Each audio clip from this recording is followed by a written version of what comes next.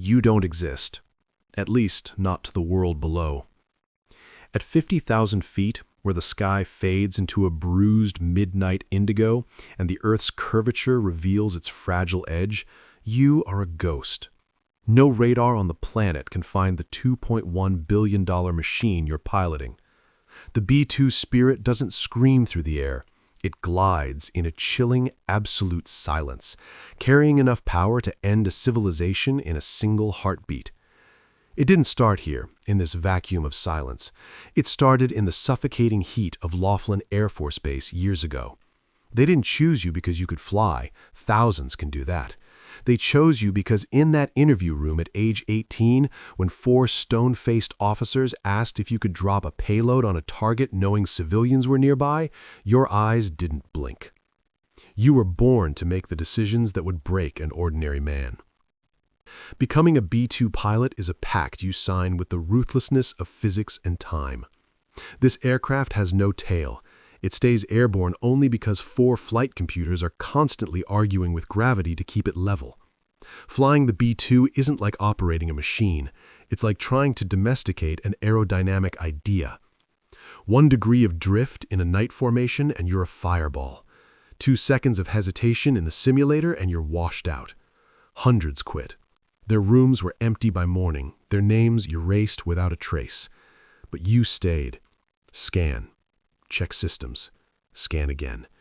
The ice in your veins grew thicker every year. Then came the night that defined you. You sat in the left seat, your co-pilot in the right.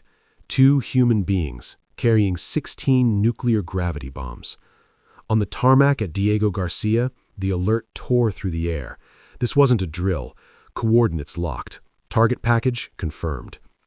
For 4 hours, you sat armed on the ramp, waiting for the launch window. The air in the cockpit turned heavy, metallic. You knew exactly what would happen if those engines roared to life. You would fly halfway across the globe, unleash a light brighter than 1,000 suns, and permanently rewrite human history. You sat there, motionless, letting the world outside decide if it wanted to live or die. Then the stand-down order came. You taxied back to the shelter, shut down the engines, and signed the maintenance log with a steady hand. You and your co-pilot never spoke of that night again, a secret buried under the armor of discipline. The years bled together.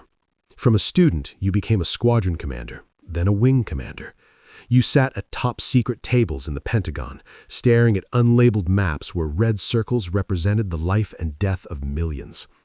You watched your students, the ones who used to freeze for 2 seconds in the sim, now holding the lives of their own crews in their hands.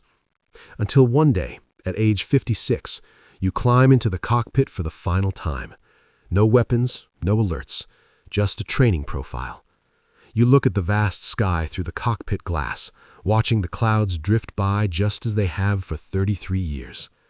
When the wheels touch the runway in Missouri, you hand over your helmet and walk away into the afternoon sun without looking back. There is no applause.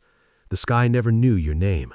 The world outside continues to turn, peaceful and oblivious, never knowing that on certain nights, their entire existence was only 1 button press away from your fingertip. It is a lonely burden, but that was always the point. You are the ghost. You are the B-2 Spirit.